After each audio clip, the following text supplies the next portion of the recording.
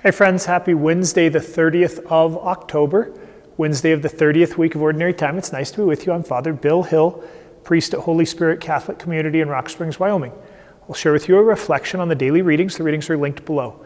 Click the link, read the readings prayerfully, and then turn off the screen. Spend some time with God before you move on to other things.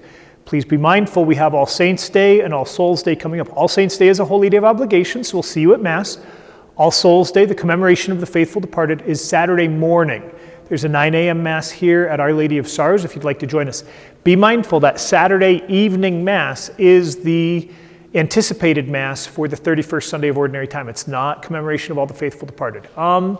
So make plans to attend Mass All Hallows Eve, Halloween, or All Saints' Day. And, bonus time, commemoration of all the faithful departed Saturday morning. All right. We are working on St. Paul's letter to the Ephesians and Luke's Gospel. St. Paul's letter to the Ephesians, he's now exhorting his listeners to live in right relationship. And so he starts with children, and then he goes to fathers, and then he goes to slaves, and then he goes to masters. And it's just an invitation into right relationship. Be mindful that, honor your father and your mother traditionally has been seen as much more than just parents, biological parents. I remember the first time my mom told me that speeding was a sin. I was probably 20 or 21, and I was like, no way, where's that in the Bible? She's like, fourth commandment, honor your father and your mother. And I thought, oh. And then she probably said, and all rightly established authority, right? And I'm like, yeah, that sounds exactly like what the Catholic Church would teach. I remember that was the first time that I was like, dang it.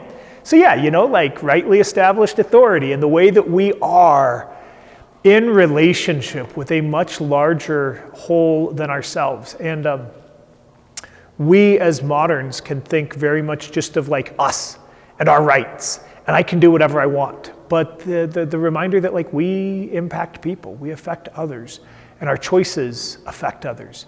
And how are we living in that ebb and flow and right relationship with others? And I leave it to you. You can read the specific instructions, children, fathers, slaves, masters, but especially the larger question is, the choices that we're making and their impact on relations. Luke's Gospel, a legitimate question. Lord, will only a few be saved? And Jesus goes full wisdom teacher again, and he doesn't give an answer. In the history of the church, that question has ebbed and flowed. We live in a time where it is much more appreciated, the universal desire of God to save as many as possible. But in sometimes the answer would have been if you weren't a recognized canonized saint, you might not be in heaven, which is an incredibly strict interpretation. Jesus doesn't answer this question, but rather he says, look, stop thinking about that stuff. You strive to enter through the narrow gate.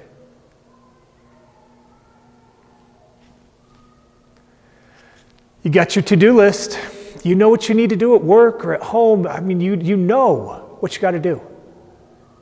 What do you need to do to strive today for right relationship, for holiness, for righteousness, for the reign of God, for care for neighbor, for love of the poor? What do you need to do today? May we have the motivation and the desire not to go crazy, but to make sure that our priorities are first and foremost.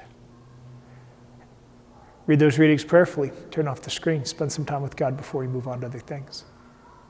God bless y'all.